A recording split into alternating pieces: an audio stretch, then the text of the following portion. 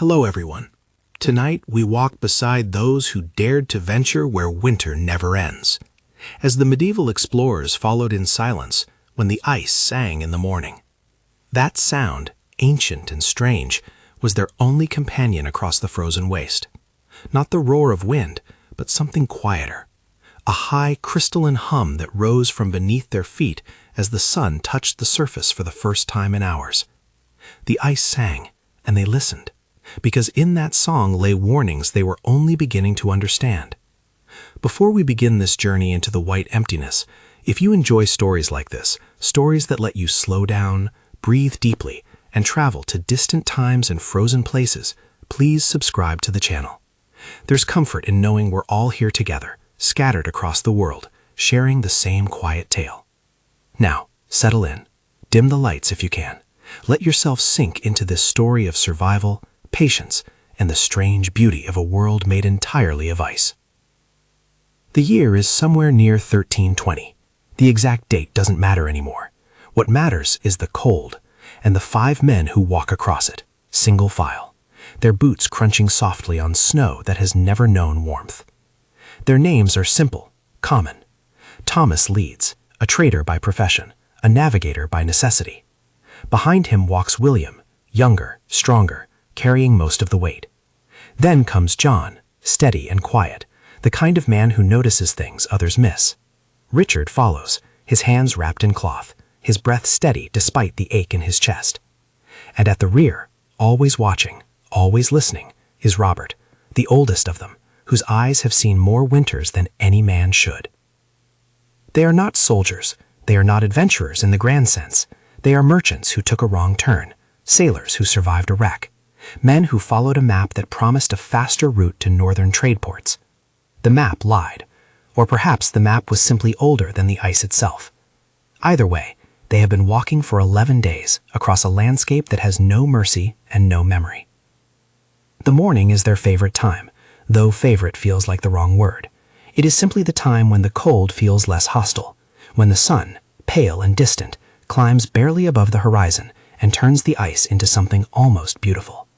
The snow glows faintly blue in the early light, shadows stretch long and thin, and the ice sang.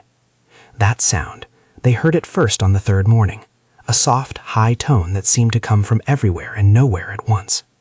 At first they thought it was the wind moving through cracks in the ice, but the wind was still that morning, and the sound continued. It rose and fell gently, almost musical, as if the frozen world beneath them was breathing.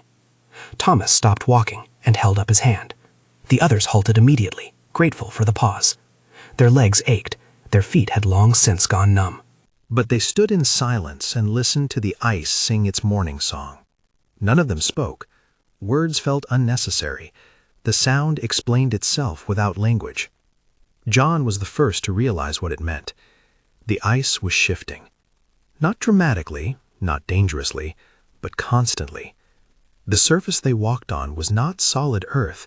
It was frozen water, layered deep, moving slowly under its own immense weight. As the sun warmed the surface, microscopic cracks formed and expanded. The ice adjusted, and in that adjustment, it sang. Understanding this changed nothing about their situation. They still had to walk, they still had to survive. But it gave them something they hadn't expected, a sense that the ice was alive.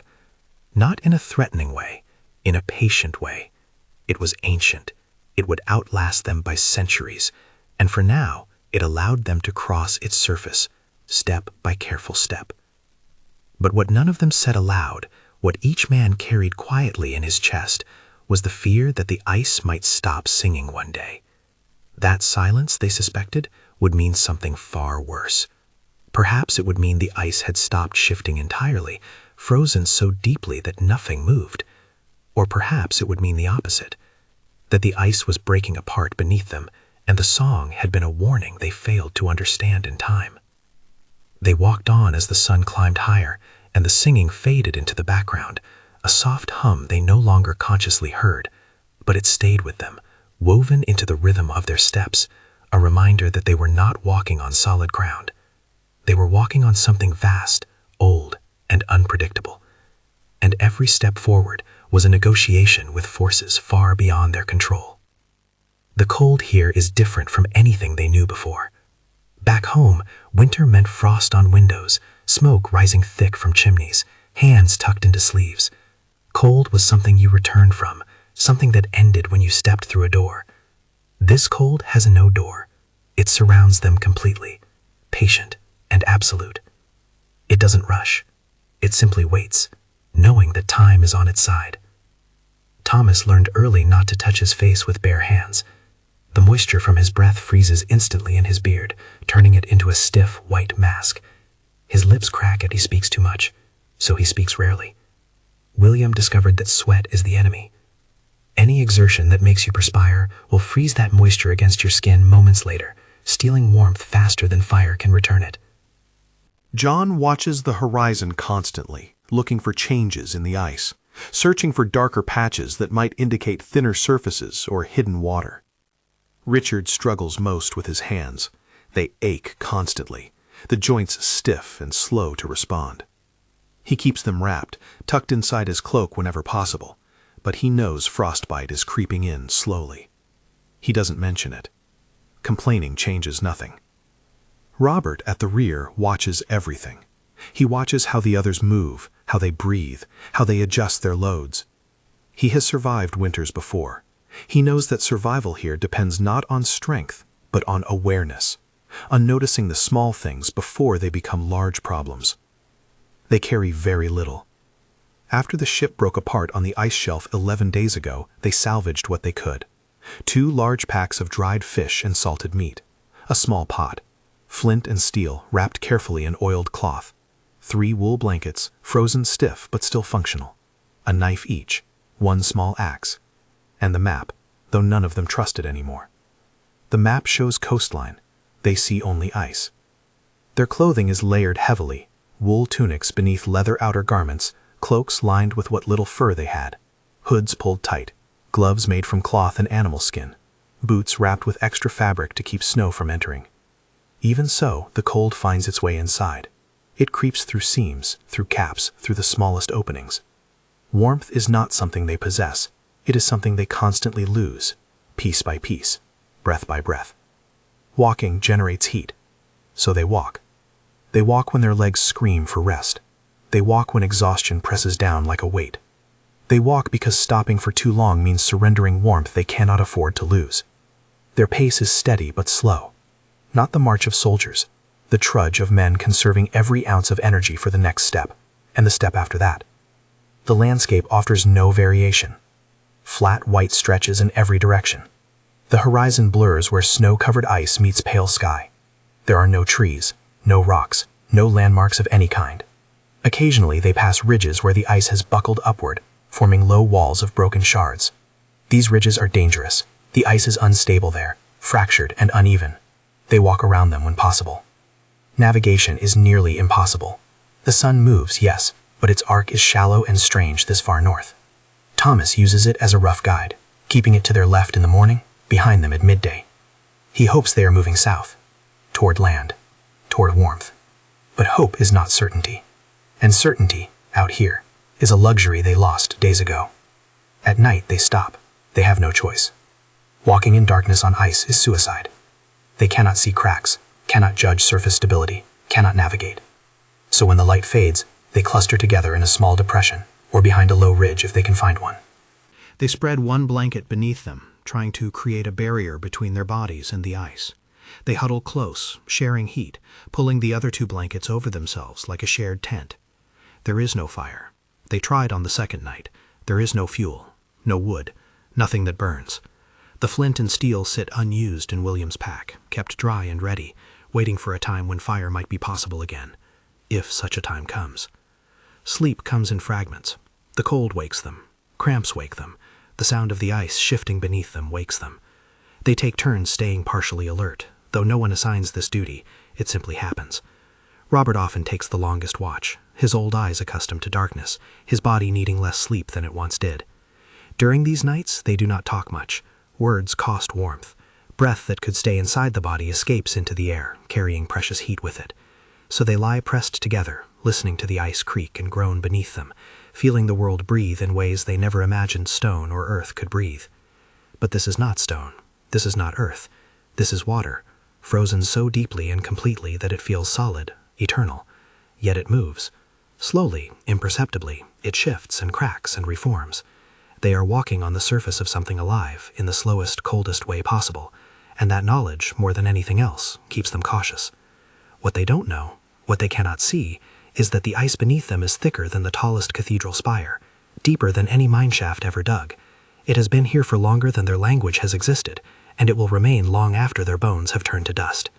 They are crossing not just distance, but time itself, walking over frozen centuries compressed into layers they will never see.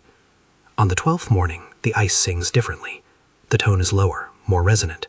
Thomas stops immediately, raising his hand. The others halt. They stand in silence, listening. The sound vibrates through the soles of their feet, a deep hum that feels almost rhythmic.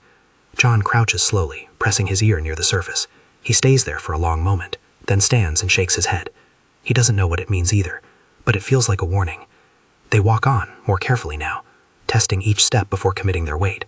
The ice looks the same, white, endless, but sound carries information, and this new sound is different enough to demand caution. By midday, they understand why. Ahead, barely visible against the white expanse, the surface changes. It rises slightly, forming a low ridge that runs perpendicular to their path.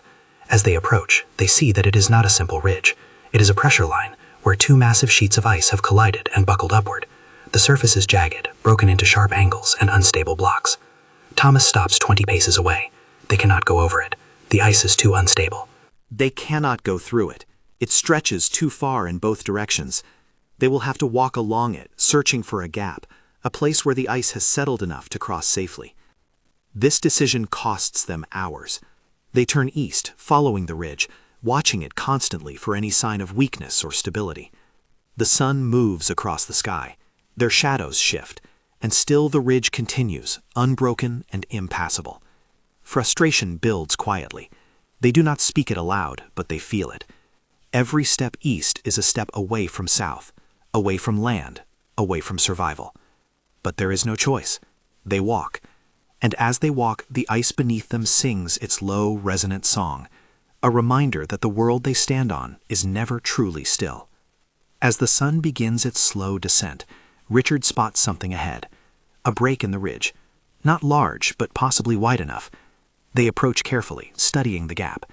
The ice here has settled somewhat, forming a crude ramp upward and down the other side. It is not safe, but it might be passable. Thomas goes first. He tests each step, distributing his weight, moving slowly. The ice holds. He climbs the short slope, pauses at the top, then descends the other side. He turns and nods. One by one, they cross. William moves carefully, despite his strength. John pauses halfway, listening, then continues. Richard's hands shake as he climbs, but he makes it. Robert crosses last, his movements deliberate and controlled. They are across. They turn south again. The ridge falls behind them, and ahead, the endless white continues. But something has changed. The ice beneath them feels different. The sound has returned to its higher morning tone. The surface seems smoother, more uniform. They walk until darkness forces them to stop. That night, as they huddle together beneath their shared blankets, William speaks quietly. "How much farther do you think?" No one answers immediately. Finally, Thomas says what they all know. "I don't know." It is the most honest thing any of them has said in days. They don't know where they are. They don't know where they're going. They only know they must keep moving, because stopping means surrender, and surrender, out here, means death. The ice sings softly through the night, a lullaby of sorts, cold and ancient, and they sleep as much as the cold allows, dreaming of warmth they can barely remember. Morning arrives slowly, as it always does here. The darkness doesn't lift so much as it thins, gradually, until the world shifts from black to deep blue to pale gray. Thomas wakes first, as he usually does. His body is stiff, reluctant to move, but movement is necessary. He shifts carefully, trying not to disturb the others, though he knows they are mostly awake. True sleep is rare out here. He sits up slowly, pulling the blanket tighter around his shoulders. His breath comes out in thick clouds that hang in the still air before slowly dissipating.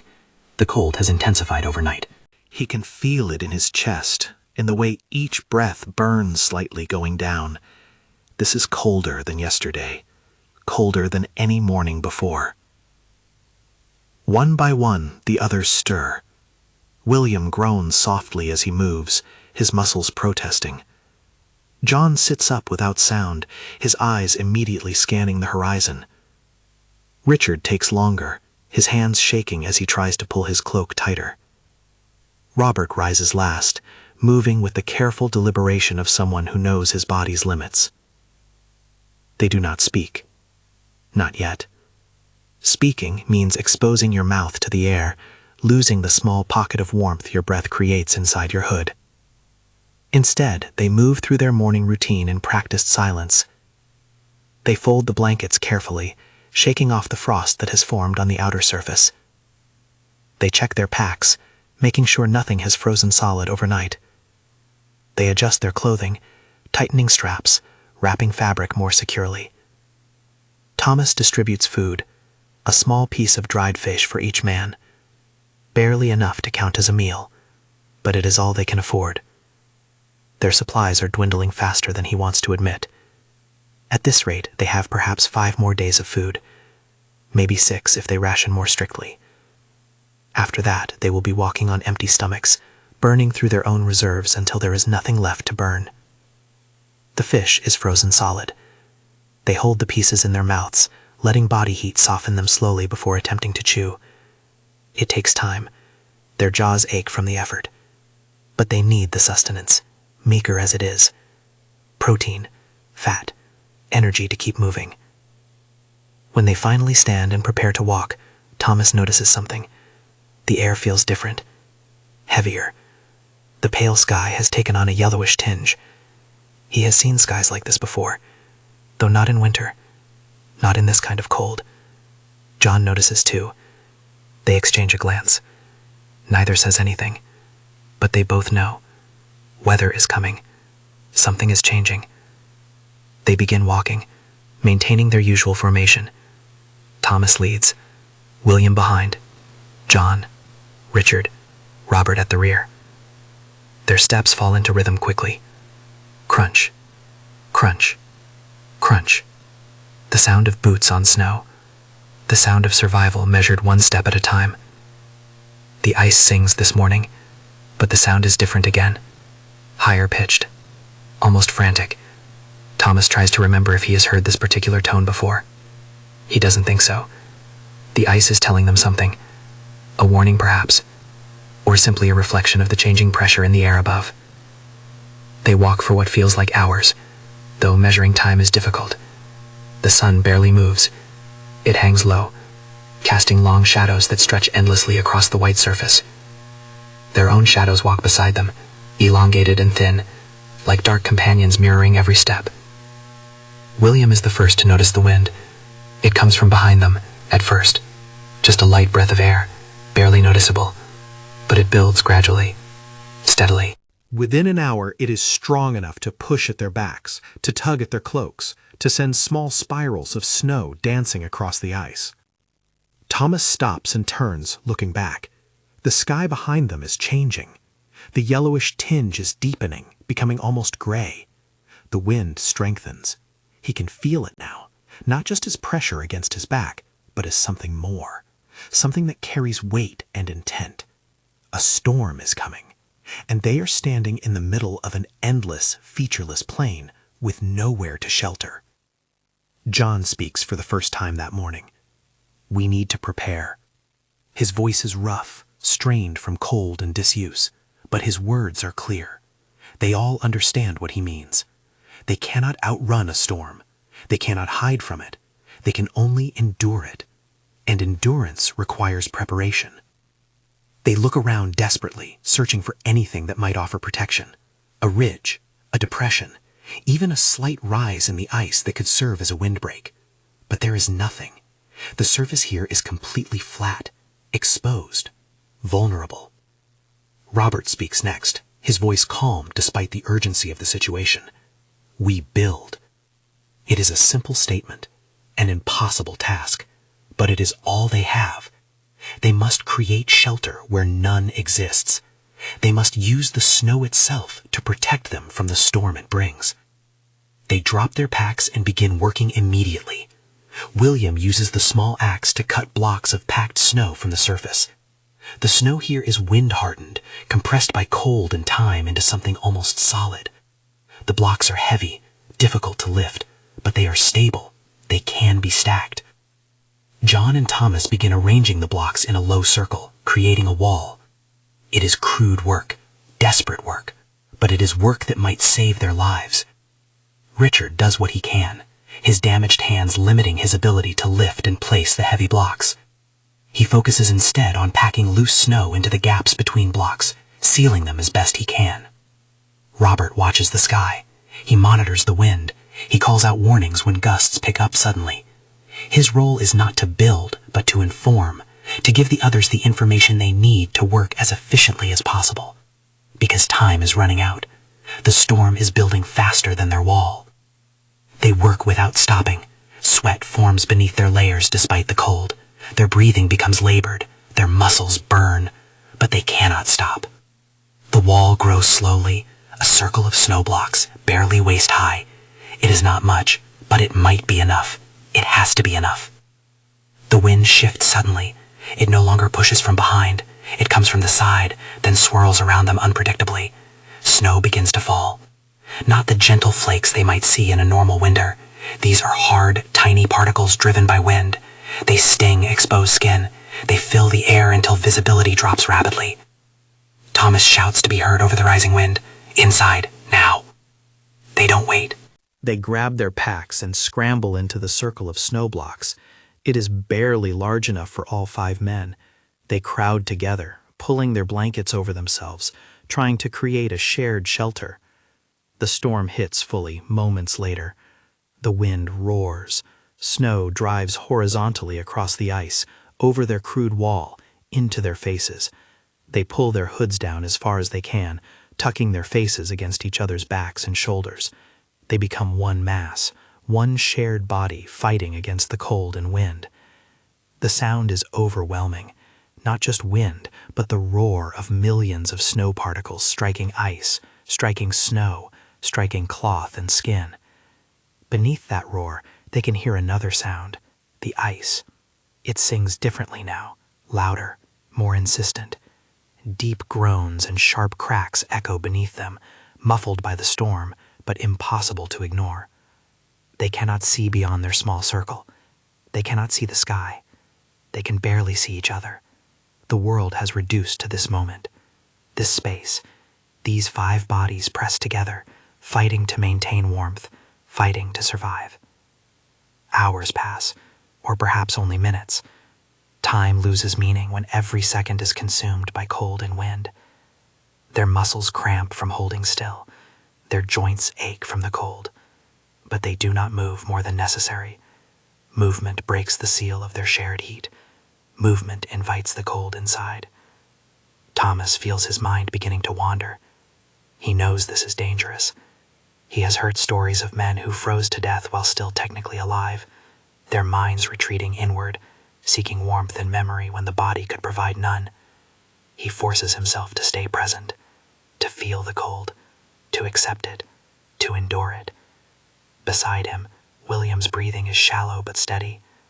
On his other side, John hasn't moved in a long time. Too long. Thomas shifts slightly, pressing his shoulder against John's back. He feels movement. Relief floods through him. Still alive. Still fighting. The storm continues. The wind does not lessen. The snow does not stop. And beneath them, the ice sings its deep ancient song. A song that has played for millennia. A song that will play long after this storm has passed. Long after these 5 men are gone. But for now, they listen. They endure. And they wait for the storm to release them. If it chooses to release them at all. Because out here, choice belongs to the ice, and the wind, and the cold. Humans are simply visitors, tolerated briefly, forgotten quickly, by forces far larger and older than they could ever comprehend. The storm doesn't end so much as it exhausts itself. Gradually, over what might be hours, the wind lessens. The roar becomes a howl, then a moan, then finally a whisper. The snow continues falling for a while longer, but the hard, driving particles become soft flakes that drift almost gently downward. Thomas is the first to move. He shifts slowly, testing whether his muscles will obey. Everything hurts. Everything is stiff. But he can move. That is what matters. He pushes the blanket aside slightly and looks out. The world is still gray, but visibility is returning. He can see perhaps 20 paces now, then 30. The air is clearing. "It's passing," he says quietly. His voice sounds strange after so long in silence, hoarse, thin. But the others hear him. One by one they begin to move, slowly, carefully. Limbs that have been still for too long protest. Joints crack, muscles tremble. But they are alive. William sits up fully and looks around. Their crude wall has mostly survived. Snow has drifted against it on one side, creating an unintentional reinforcement. On the other side, the wind has scoured the ice clean, leaving it polished and exposed. "We should wait," William says. "Make sure it's truly over." They agree. Moving too soon could be fatal. If the storm returns while they are exposed, without even this minimal shelter, they will not survive a second time. So they wait, huddled together, watching as the world slowly reveals itself again. The gray gradually lifts. The sun, invisible throughout the storm, begins to glow faintly through thinning clouds. They can see farther now, 50 paces, 100. The flat white expanse reappears, unmarked by their passing. The storm has erased their tracks completely. It is as if they were never here. Robert speaks softly. "Look." He points south, toward the direction they have been traveling. The others follow his gaze. At first, they see nothing unusual, just white, just ice. But then they notice it, a dark line on the horizon, very faint, very distant, but definitely there. "Land?" John asks, his voice barely above a whisper. "Maybe," Thomas replies. He doesn't want to hope too much. Hope can be cruel, but he cannot deny what his eyes are showing him. Something is there, something that is not ice. Whether it is truly land, whether it is reachable, whether it offers any actual salvation, these are questions they cannot answer yet. But it is something, a direction, a goal. They wait another hour, making sure the storm has truly passed.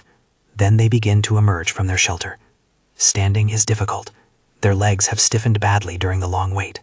William almost falls, catching himself at the last moment. They move slowly, working circulation back into cold limbs. Their packs have survived, protected by their bodies during the storm. They check everything carefully. Nothing has been lost. That is a small miracle in itself. They redistribute the loads, making sure weight is balanced. Then they look south again, at that dark line on the horizon. "How far do you think?" Richard asks. Thomas studies the horizon. Distance is deceptive here. The flatness makes everything seem closer than it is, or farther. He honestly cannot tell. "A day," he says finally. "Maybe 2. It is a guess, nothing more, but it gives them something to aim for." They begin walking. Their pace is slower than before. The storm has taken something from them. Not just warmth and energy, but something less tangible. Confidence, perhaps, or the last reserves of strength they had been carefully hoarding. Every step feels heavier now, more difficult. But they walk. Because stopping is not an option. The dark line on the horizon pulls them forward. They do not talk about what they will do if it is not land, if it is only another pressure ridge, or a shadow, or an illusion created by their desperate minds. They simply walk toward it, because it is all they have. The ice sings softly around them. The storm has changed its voice. The song is clearer now, more pure, as if the wind has cleaned away some accumulated burden, leaving behind only the essential tone. It is almost beautiful, almost comforting. As they walk, Thomas thinks about the other men who must have crossed ice like this, men from earlier times with even less equipment, less knowledge. How many made it? How many didn't? The ice keeps no record. It accepts all who walk upon it with equal indifference, and it remembers none of them. By midday, the dark line has resolved slightly. It has texture now, not just a line, but something with depth, height. They still cannot tell what it is, but it is definitely real, not an illusion, not a trick of light. Something solid exists there, something that might offer them a chance. William suddenly stops walking. The others halt behind him. "Do you hear it?" he asks. They listen. At first nothing but the soft song of the ice. Then, very faintly, another sound. Different. Deeper. A rhythmic sound. Almost like water. "It can't be," John says. But even as he speaks, they all recognize it. The sound of waves. Very distant, very faint, but unmistakable. Waves mean open water.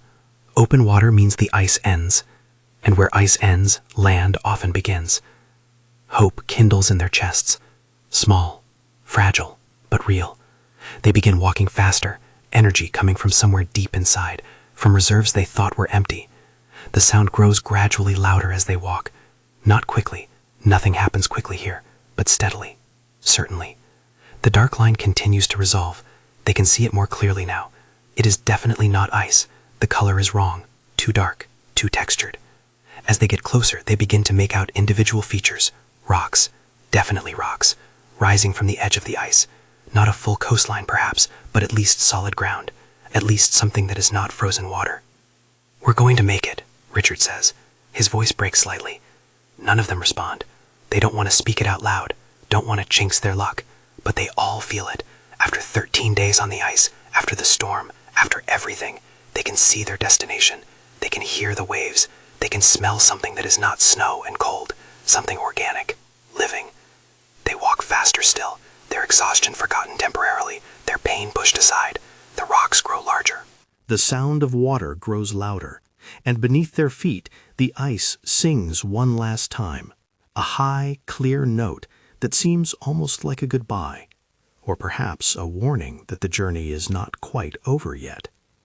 Because the ice, as they are about to discover, does not give up its travelers easily, and the edge, where frozen water meets solid stone, is the most dangerous place of all. That is where the ice fractures, where it breaks apart in sheets and chunks, where one wrong step means falling through into water so cold that death comes in minutes, not hours. They slow their pace as they approach. The ice beneath them feels different, thinner, less stable. They can see cracks now, running in irregular patterns beneath the snow. These are not the harmless shifts they heard singing before. These are structural weaknesses, places where the ice is giving way. Thomas raises his hand. They stop. 50 paces ahead, the ice ends. Beyond it, dark water churns between floating chunks of white. And beyond that, perhaps 30 paces across open water, the rocks rise, black and solid and impossible to reach. They stand at the edge of survival, close enough to see it, too far away to touch it. And the ice beneath them creaks ominously, reminding them that they are standing on something that could break at any moment. The question is not whether they will try to reach those rocks. The question is how, and whether any of them will survive the attempt.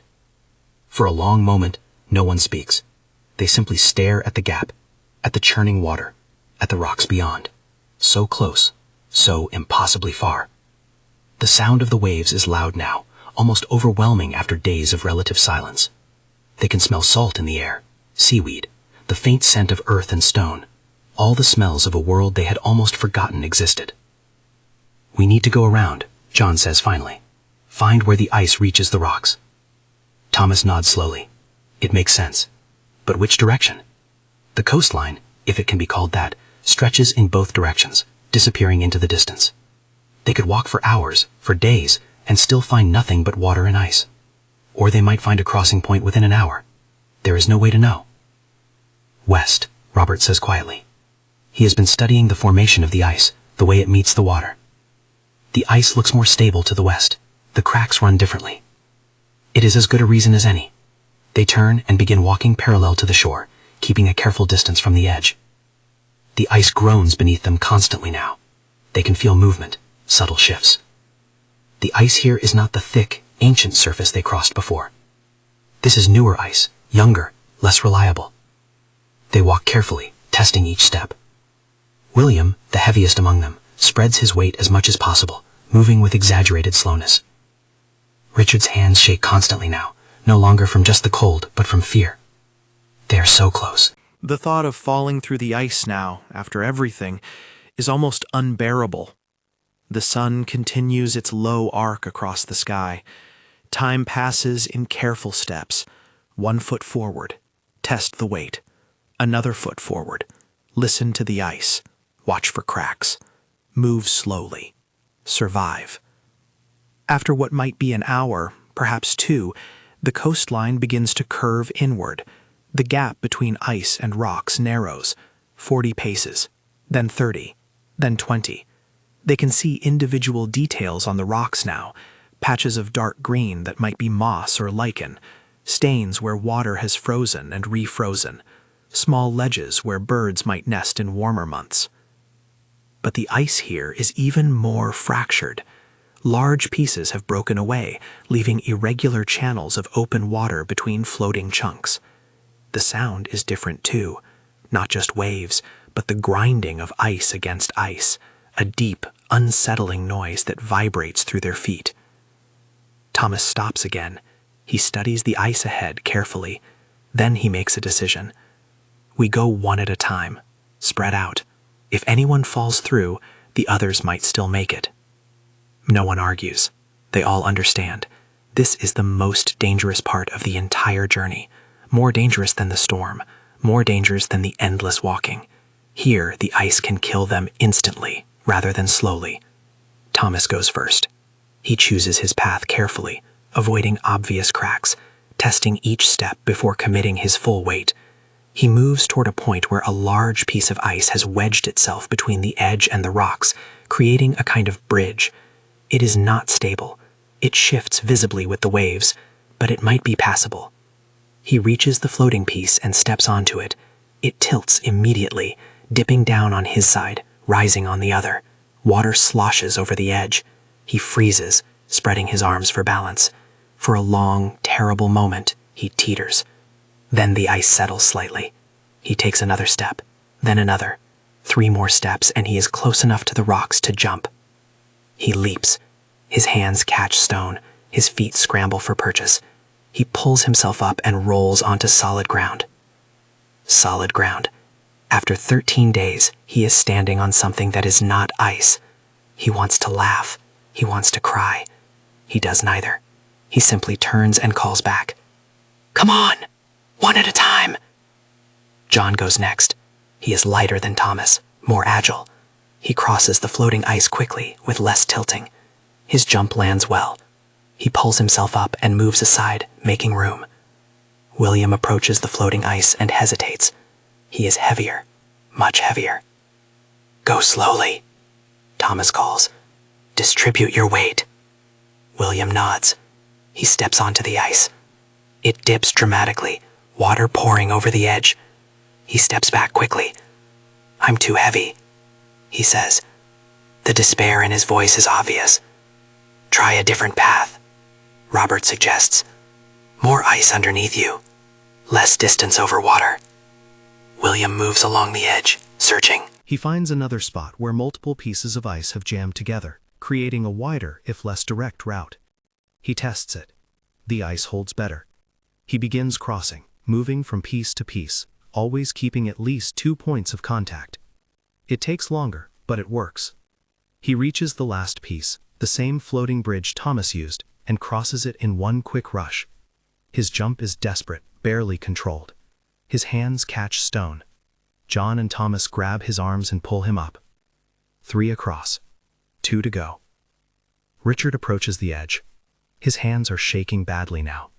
Thomas can see them trembling even from a distance. "You can do this," Thomas calls. "Take your time." Richard nods. He steps onto the first piece of ice. It holds. He takes another step. The ice cracks beneath his foot. Not a full break, but a warning. He freezes. Water seeps up through the crack, darkening the snow. He carefully shifts his weight back, then chooses a different path. He moves painfully slowly, testing every surface before trusting it. It takes him nearly 10 minutes to cross what the others managed in 2, but he makes it. His jump is weak, barely reaching the rocks. Thomas and John catch him, pulling him to safety.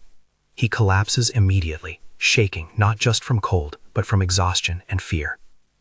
Robert is last. the oldest, the most experienced. He has watched each crossing carefully, learning from their mistakes and successes. He chooses a path that combines elements from all of them, solid where possible, quick where necessary, careful, always. He is halfway across when they hear it. A deep crack.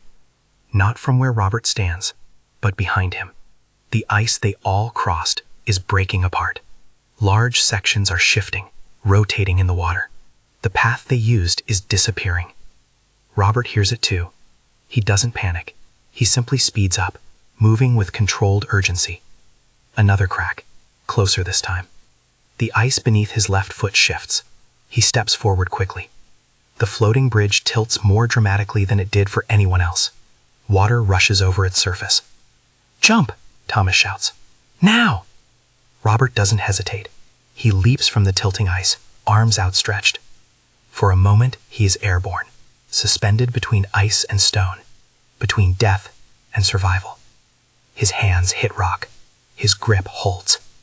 The others pull him up as the floating ice behind him breaks completely apart, pieces scattered into the churning water. Robert rolls onto solid ground and lies still for a moment, breathing hard. Then he sits up and looks back at the ice.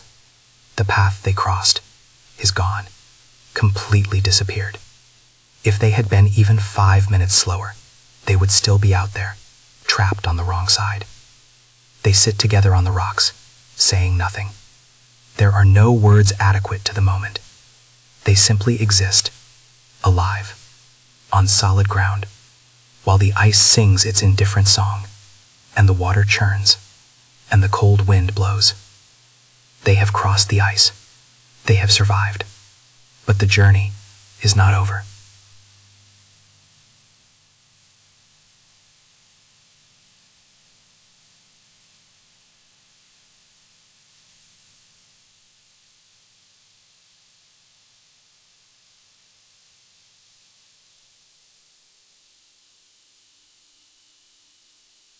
This is not home. These are just rocks on the edge of nowhere. They are alive, but they are not yet safe. The rocks offer shelter from the wind, at least. Small caves and overhangs created by centuries of water and weather provide spaces just large enough for men to huddle inside. They find one such space, barely deep enough to be called a cave, but sufficient to block the worst of the wind. They gather inside, finally allowing themselves to rest fully. For the first time in 13 days, they are not on ice. The ground beneath them is hard stone, cold but solid, unchanging. It does not sing, it does not shift, it simply exists, indifferent and permanent. That permanence feels like luxury.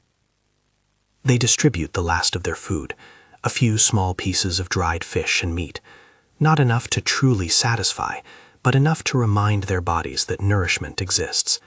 They eat slowly, forcing themselves to chew thoroughly, extracting every bit of value from the meager rations. "What now?"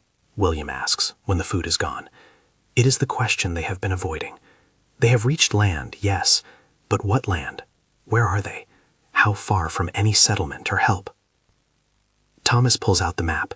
It is worn, the corners bent and softened from being folded and unfolded countless times. He spreads it on the stone floor, and they all lean in to study it.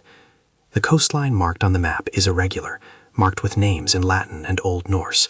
Some of the names Thomas recognizes, most he doesn't. "If we came from here," he says, pointing to a spot on the map, "and we drifted north during the storm, then crossed south," he traces a line with his finger, "we might be here." He taps a section of coastline marked with runic symbols.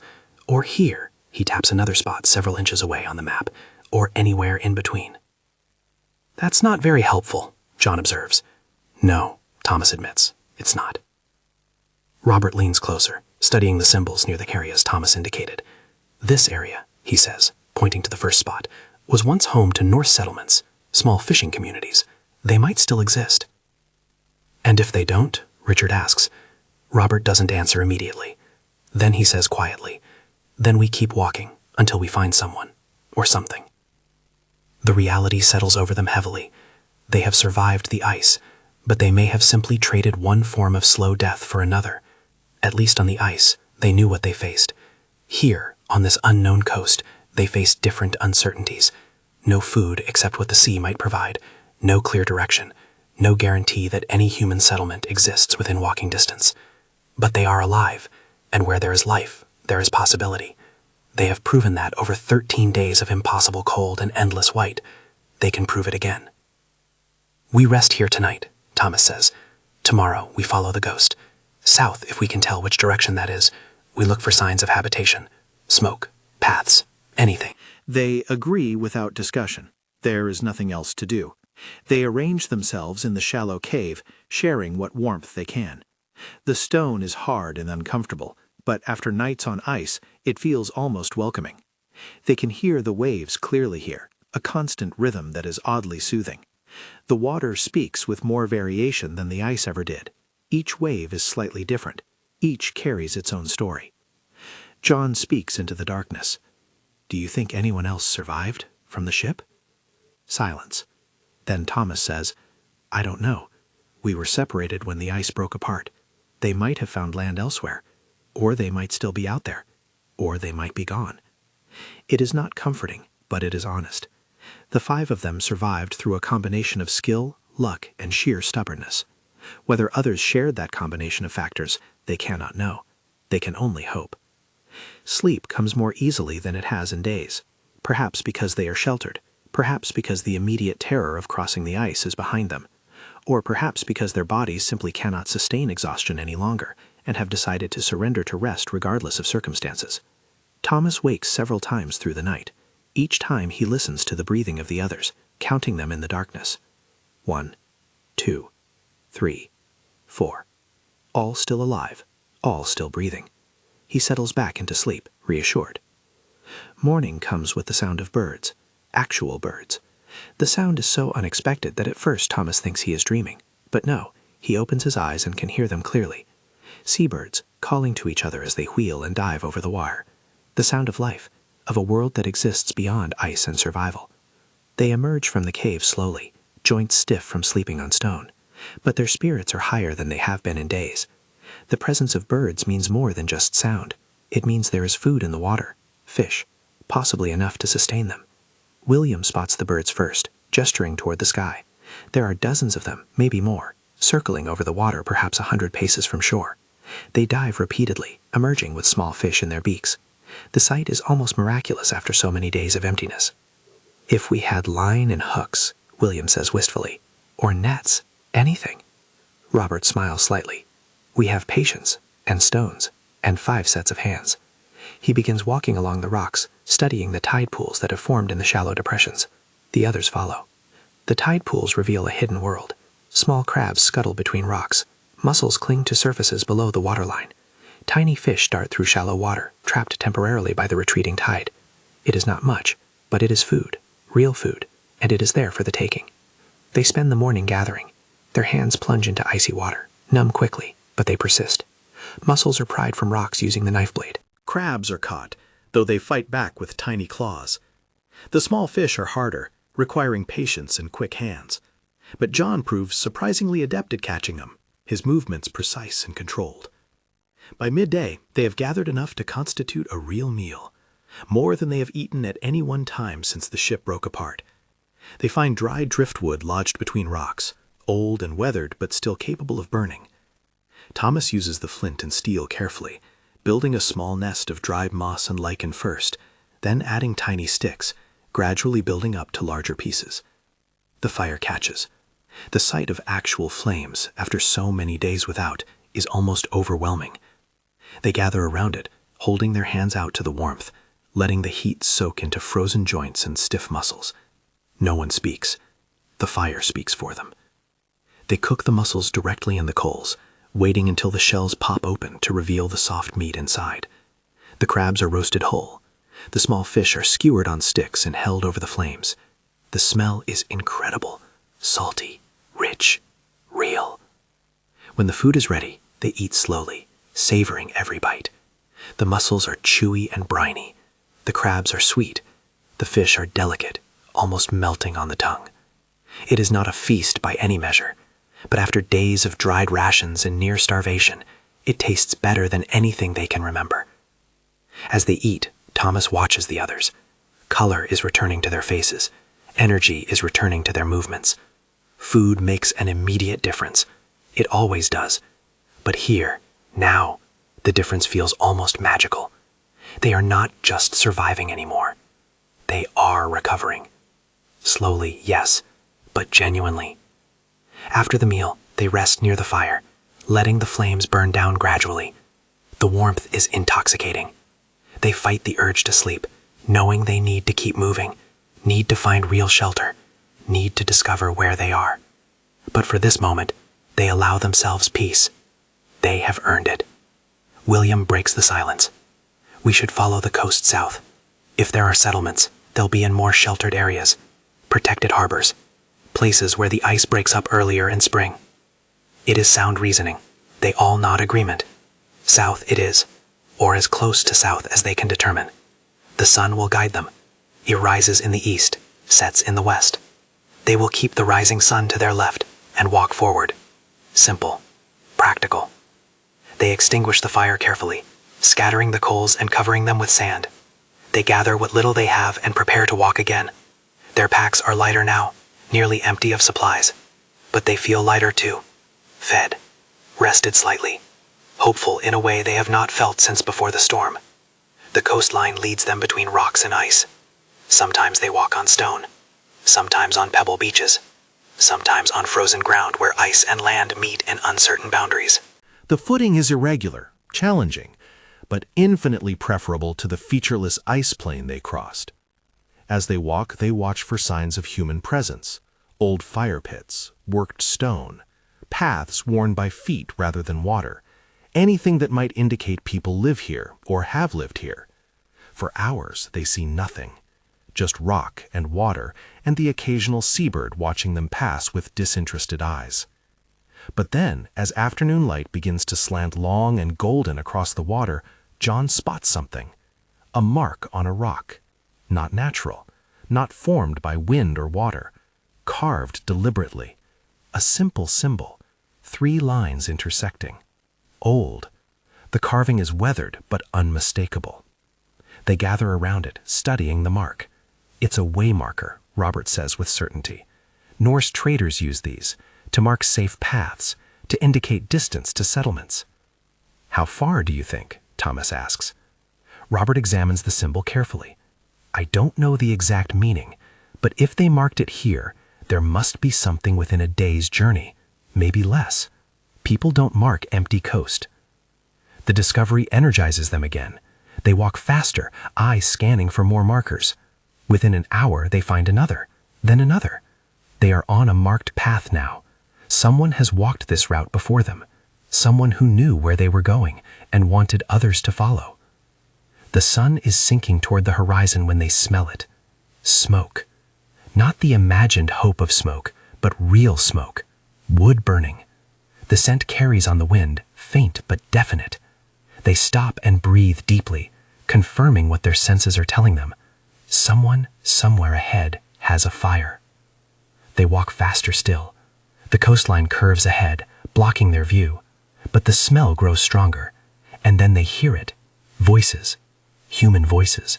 Speaking in a language they don't immediately recognize, but which sounds Nordic, similar to tongues they have heard in northern ports.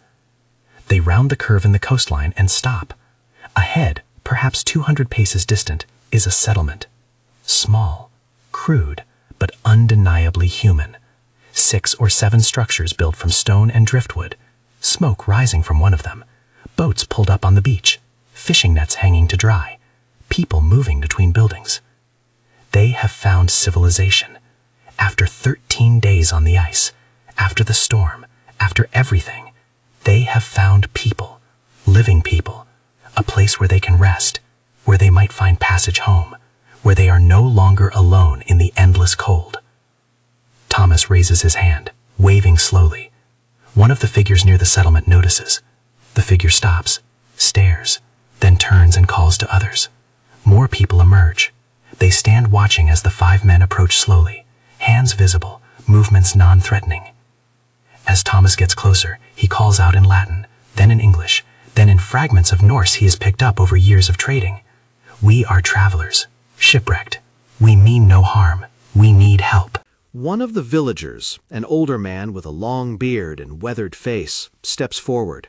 He responds in heavily accented but understandable English. "You crossed the ice?" "Yes," Thomas replies simply. The old man studies them for a long moment. Then he nods slowly. "You are very lucky, or very blessed. Come, you need warmth, food, rest. Then you tell us your story." They follow him into the settlement. People gather around, curious, cautious, but not hostile. Children peek from doorways, women watch from beside cooking fires. Men nod in greeting, eyes assessing but not unfriendly. They are led to the structure with smoke rising from it. Inside, warmth hits them like a physical wave. A central fire burns brightly. Furs cover the floor. The ceiling is low, keeping heat trapped. It is nothing like a castle or a grand hall. It is a simple survival structure. But after days on the ice, it feels like paradise. They are given warm broth, dark bread, beer that tastes of barley and honey. They eat slowly, their stomachs unaccustomed to abundance. And as they eat, they begin to tell their story. Of the ship caught in ice, of the 13 days walking, of the storm, of the singing ice, of the crossing to solid ground. The villagers listen with expressions that shift between disbelief and respect. When the story is finished, the old man who first greeted them speaks again. "The ice does not let many pass. You must have strong spirits, or the ice decided you were worthy. Either way, you are alive. That is what matters." That night, they sleep in real shelter. Not a cave, not huddled on ice, but in a structure built by human hands for human comfort. They sleep deeply, without fear, without cold seeping into their bones. They sleep the sleep of survivors who have finally found safety. In the morning, they will make plans. They will arrange passage south. They will find their way home. But tonight, they simply rest. And outside, somewhere across the dark water, the ice still sings its ancient song, unchanged, uncaring, eternal. It has released them, for now, but it will be there tomorrow, and the next day, and forever, waiting patiently for the next travelers foolish or brave enough to attempt the crossing. The ice remembers nothing, but the 5 men will remember everything, every frozen step, every desperate moment, every time they thought they would not survive. And they will remember the strange beauty of it too. The pale mornings when the ice sang, the endless white stretching to every horizon, the profound silence broken only by wind and their own breathing. They will tell this story many times in the years to come, to families, to friends, to strangers in taverns who will doubt whether such a journey is possible. But they will tell it, because stories of survival must be told. They remind us that humans are capable of extraordinary endurance, that we can face impossible odds and still walk forward. That even when the world reduces to cold and ice and the constant threat of death, we can find the strength to take one more step, and then another, and another, until finally, miraculously, we find warmth again. As the medieval explorers followed in silence when the ice sang in the morning, they learned something fundamental about survival. That it is not about strength alone, or luck alone, or preparation alone. It is about all of these things combined with something harder to define. Stubbornness, refusal to accept defeat, the quiet determination to keep moving forward, even when forward seems meaningless. The ice taught them this lesson, not gently, not kindly, but thoroughly.